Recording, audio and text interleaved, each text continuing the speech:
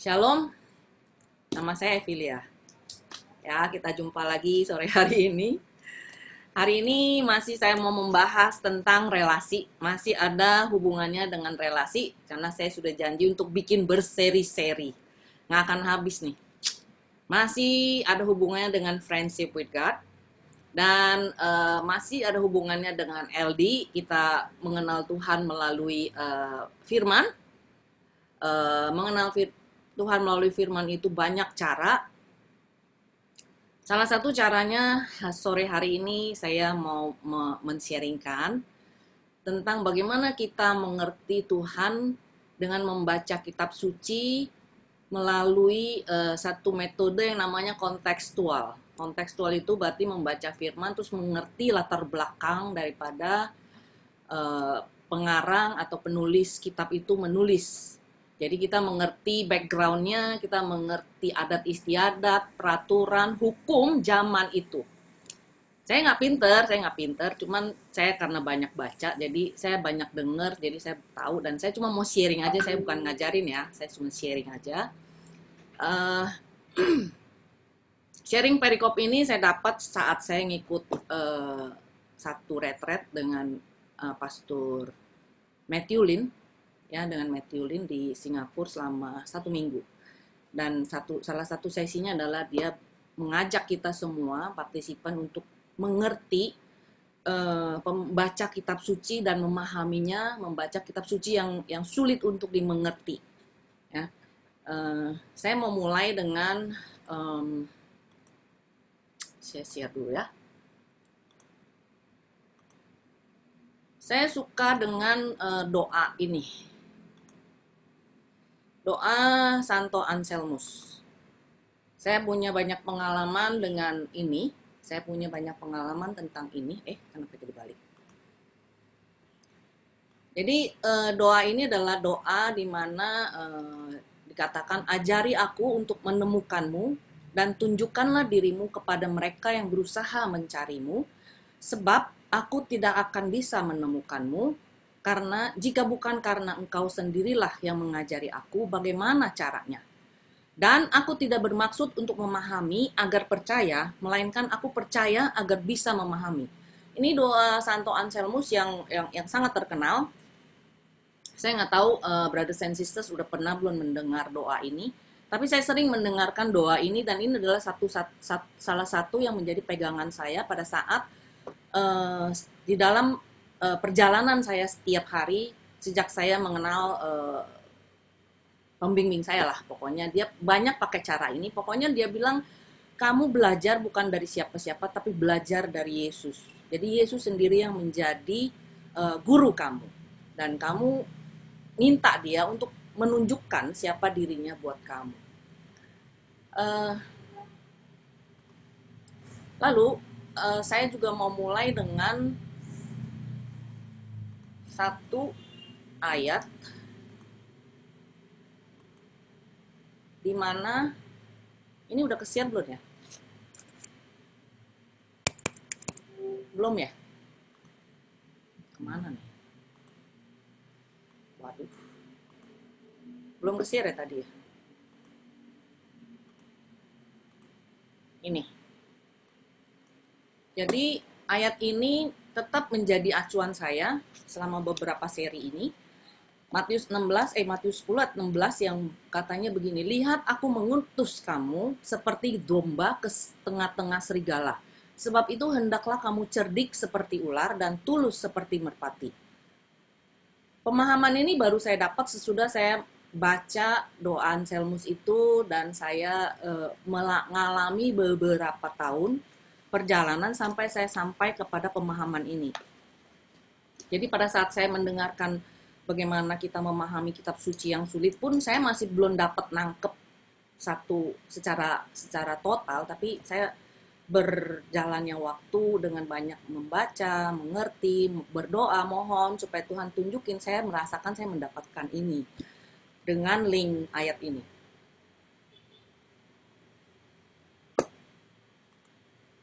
Ini masih tetap ada hubungannya dengan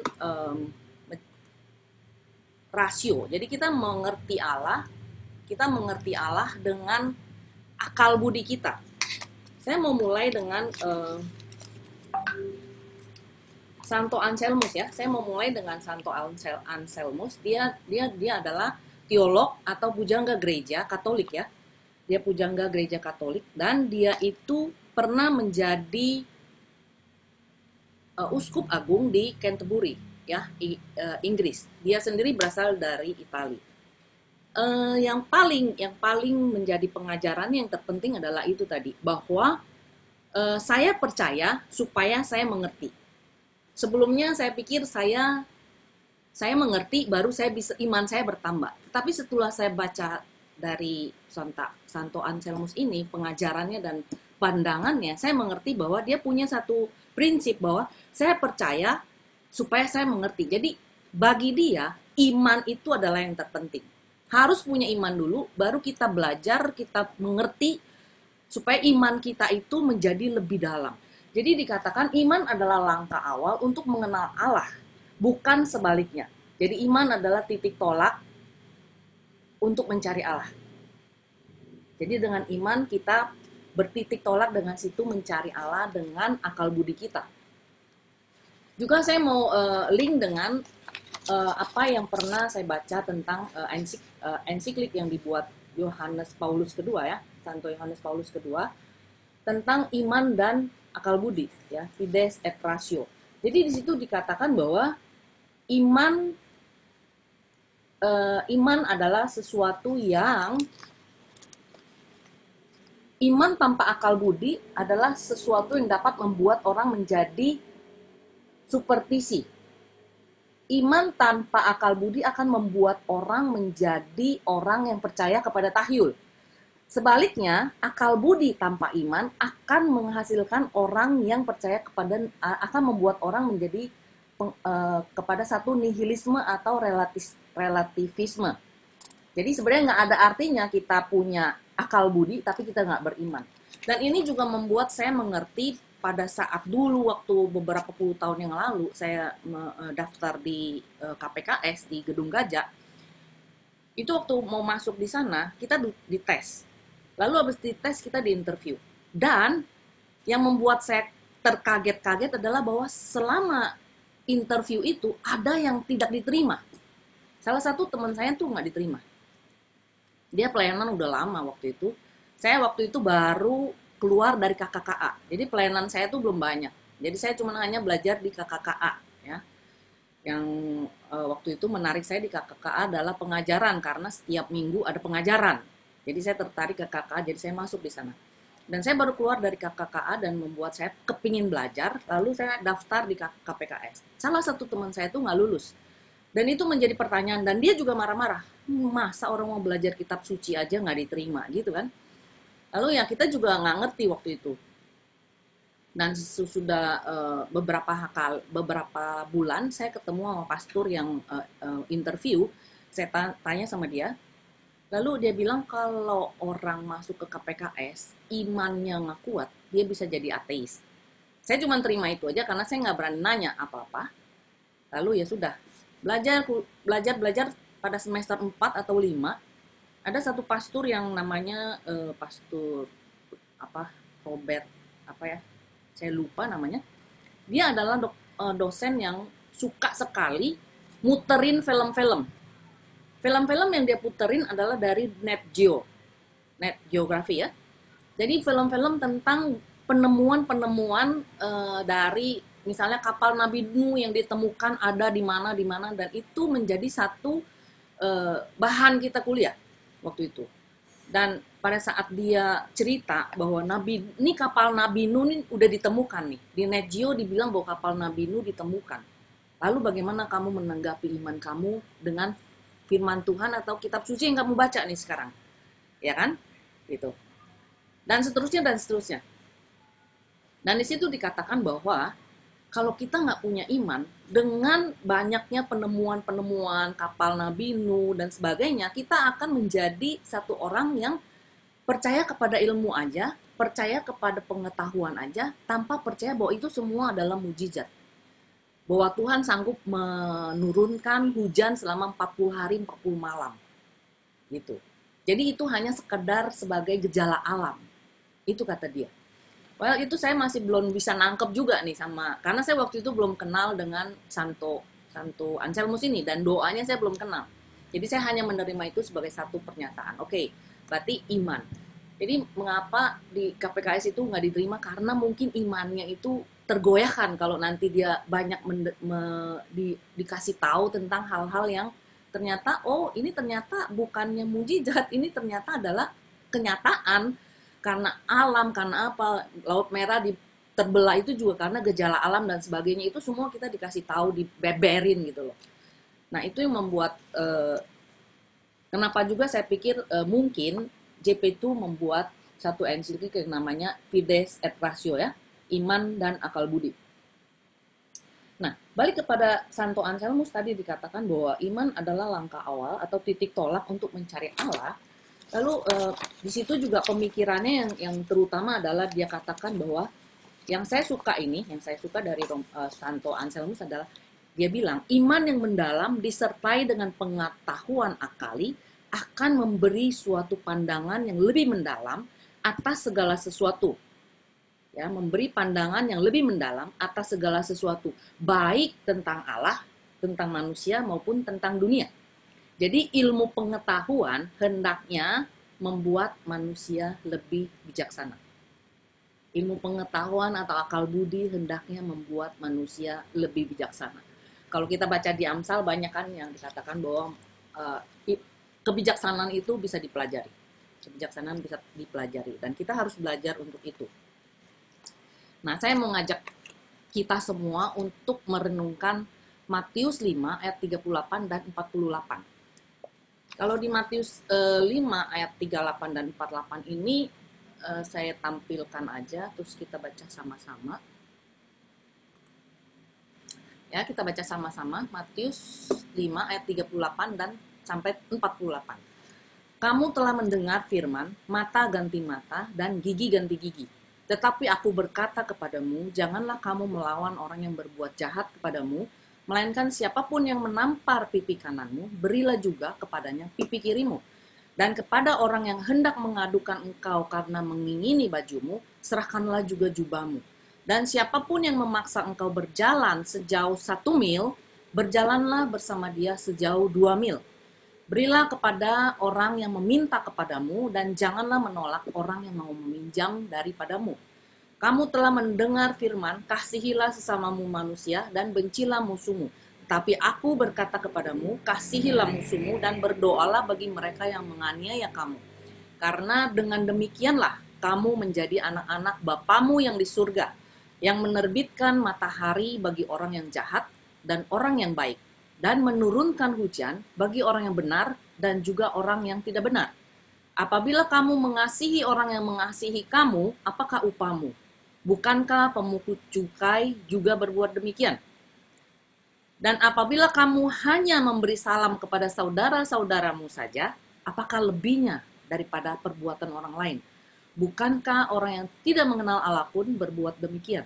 Karena itu haruslah kamu sempurna, sama seperti Bapamu yang di surga adalah sempurna.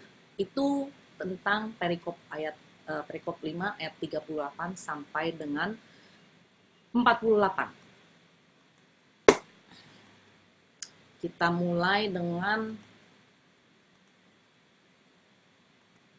ayat yang mata ganti mata, gigi ganti gigi. Ya. Mata ganti mata, gigi ganti gigi. Ayat 38 dikatakan bahwa mata ganti mata, gigi ganti gigi. Ini adalah hukum waktu zaman perjanjian lama. Ya. Lalu Yesus katakan, jangan, kamu udah pernah dengar tentang ini, tapi katanya di ayat 39 adalah, oh kenapa dikatakan mata ganti mata, gigi ganti gigi? Kalau di dalam perjanjian baru ini sudah nggak berlaku. Mata ganti mata, gigi ganti gigi udah nggak berlaku karena udah ada hukum Allah yang baru. Hukum Yesus yang baru yaitu tentang hukum kasih. Tapi mengapa peraturan ini atau hukum ini ada di dalam perjanjian lama? Nah, menurut yang saya baca, zaman perjanjian lama, adat istiadatnya, kalau ada orang mati karena dibunuh oleh satu orang, maka orang itu berhak membunuh orang tersebut sampai seluruh kampung bahkan. Atau seluruh keluarga, seluruh kampung mereka berhak membunuh. Oleh karena itu dibuatlah peraturan seperti ini. Mata ganti mata, gigi ganti gigi. Jadi kalau misalnya ada orang yang memutusin gigi saya, dia cuma berhak memutuskan gigi saya satu. Jadi dia nggak berhak melukai saya lebih daripada gigi saya. Atau misalnya saya melukai matanya dan membuat matanya buta, orang tersebut hanya boleh membalas dendam sejauh mata saya aja. Yang lain dia nggak boleh.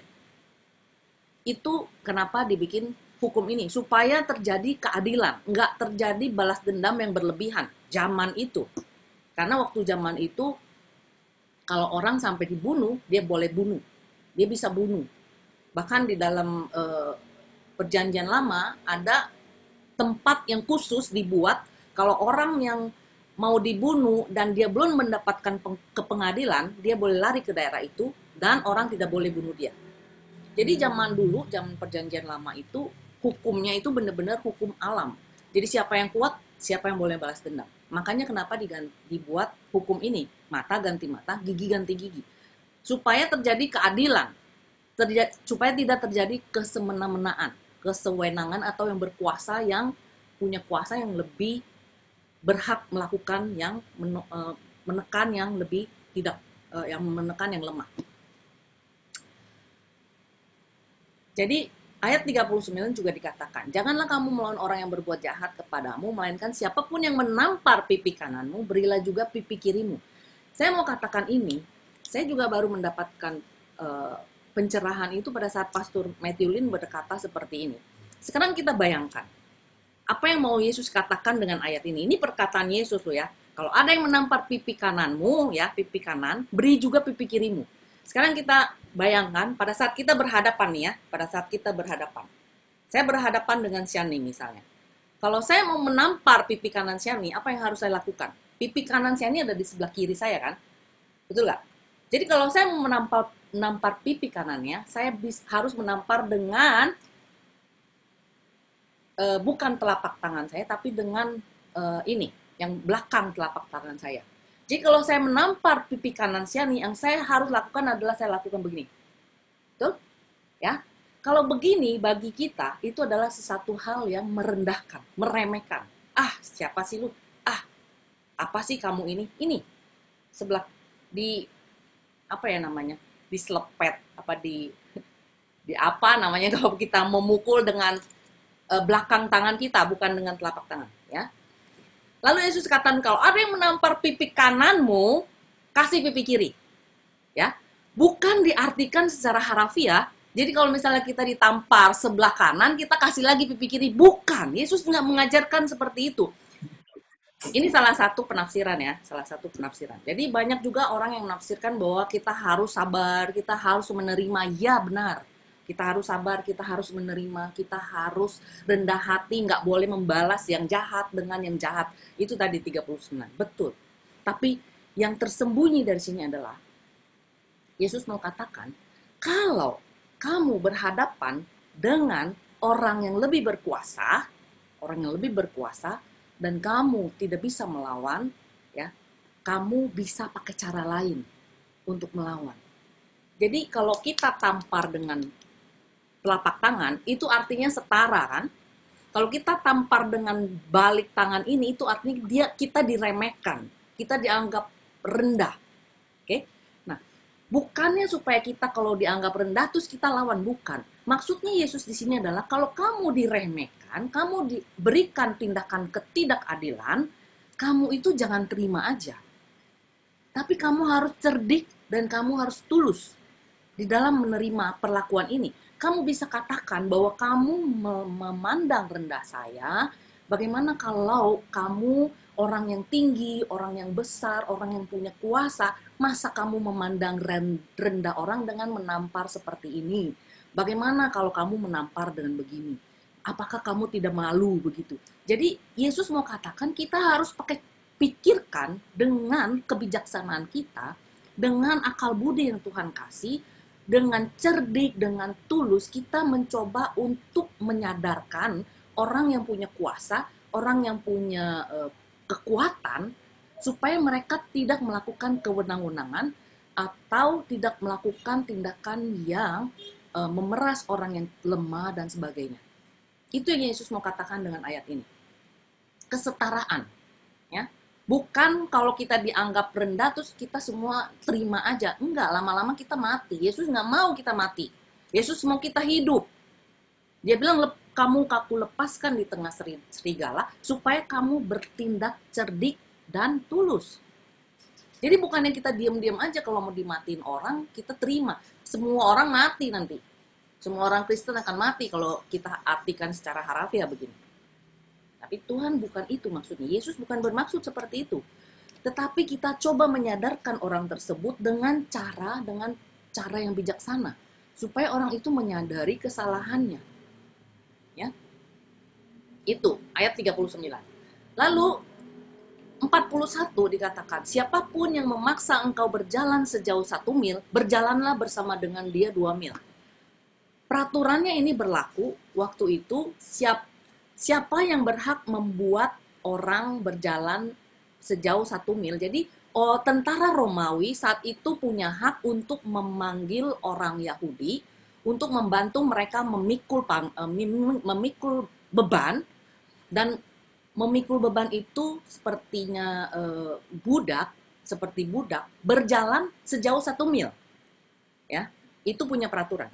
Kalau ada tentara Romawi yang kedapatan membuat orang Yahudi memikul beban orang tentara Romawi ini lebih dari 1 mil, tentara Romawi ini akan dihukum.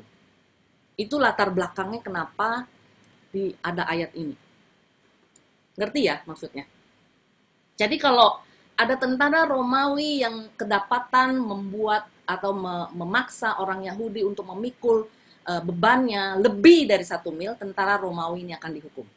Jadi Yesus katakan, kalau ada orang yang memaksa kamu berjalan 1 mil, temenin dia jalan 2 mil, maksudnya apa? Supaya orang ini tahu bahwa dia atau kedapatan dia berbuat jahat atau dia bully, sehingga dia dihukum. Bukan karena kesalahan kita, tapi karena memang dia berbuat salah. Ya, ini ayatnya 41. Kenapa dikatakan berjalan sejauh mil, berjalanlah, temenin dia berjalan sejauh 2 mil. Ya, ayat 41 berkata seperti itu. Siapapun yang memaksa engkau berjalan 1 mil, berjalanlah bersama dia sejauh 2 mil. Itu latar belakangnya di balik ayat ini. Jadi kalau ada yang kedapatan tentara Romawi yang kedapatan ada orang Yahudi yang dipaksa berjalan lebih dari 1 mil, dia yang akan dihukum. Ini Yesus katakan ayat ini. Jadi dia mau mengajarkan kepada kita apa? Kita harus cerdik, kita harus bijaksana, kita harus tulus di dalam kita menghadapi setiap situasi.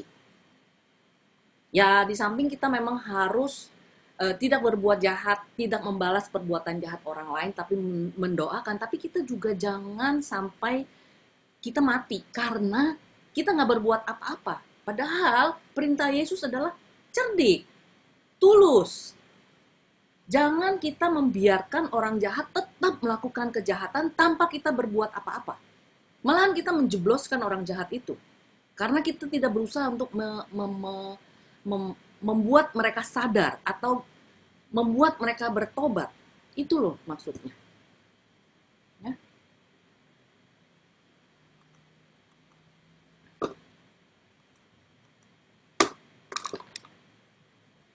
Nah, ini. Kasihilah musuhmu dan berdoalah bagi mereka yang menganiaya kamu. Jadi tetap di dalam akhir dari pengajaran ini adalah kasihilah musuhmu dan berdoalah bagi mereka yang menganiaya kamu. Jadi kita nggak cuma berdoa aja terus kita diem-diem aja, tapi kita berdoa dan berusaha. Ora et labora. Tuhan nggak cuma suruh kita hanya berdoa aja, tapi kita berdoa dan berusaha. Bagaimana caranya supaya orang jahat ini bisa menyadari kesalahannya dan bertobat. Bertobat itu yang terpenting. Bacaan hari ini bertobatlah, ya kan? Tentang pertobatan. Karena dengan demikianlah kamu menjadi anak-anak Bapakmu. Dengan kita melakukan ini, kita menjadi anak-anak Bapa. Bukannya terus kita diem aja dianiaya, terus kita nggak melakukan perlawanan, kita nggak berusaha untuk mempertobatkan orang, kita tidak berusaha untuk menegur orang yang berbuat salah.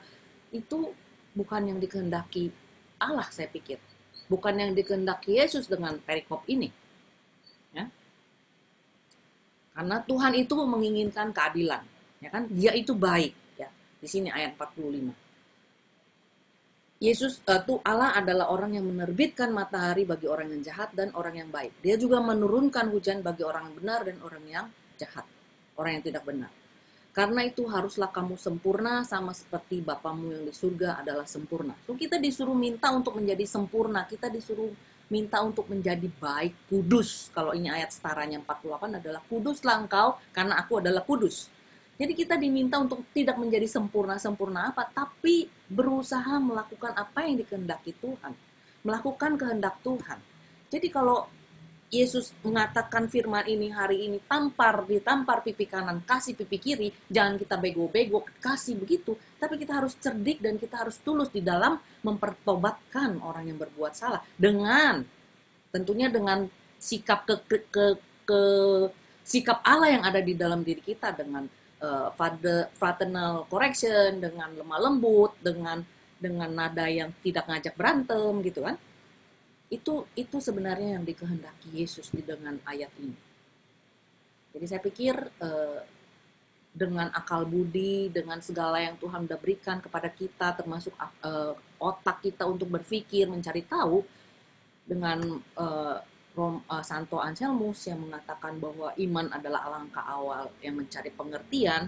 Ya, saya suka sekali dengan terms dari Santo Anselmus, yaitu fides et intellectum. Jadi iman yang mencari pengertian.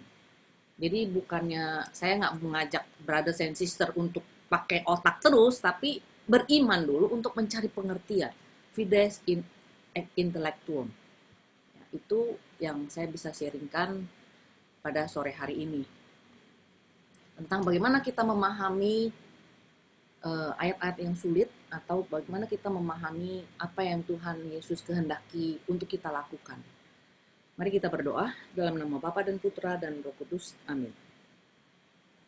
Tuhan, terima kasih Engkau telah memberikan kepada kami akal budi untuk lebih mengenal Engkau. Kami juga berterima kasih bahwa Tuhan, hanya Engkau sendiri yang sanggup menyatakan diri-Mu kepada kami, dengan penyataan diri-Mu kepada kami, ke dalam pikiran kami, ke dalam hati kami, siapakah Engkau sebenarnya bagi kami, Tuhan. Terima kasih Tuhan bahwa Engkau terus menyertai kami, terus membuka mata hati pikiran kami untuk mengerti akan Engkau, untuk terus tetap beriman dan percaya, untuk terus iman kami terus ditumbuhkan dan dikuatkan di dalam mengikut Engkau, Tuhan. Terima kasih Tuhan, bahwa Engkau adalah sungguh Allah kami yang hidup, yang selalu menyertai kami, Allah yang Immanuel, yang tidak pernah meninggalkan kami. Terima kasih Tuhan Yesus. Terpujilah Engkau, Allah kami yang hidup kini dan sepanjang segala masa. Amin. Bapa dan Putra dan Roh Kudus. Amin.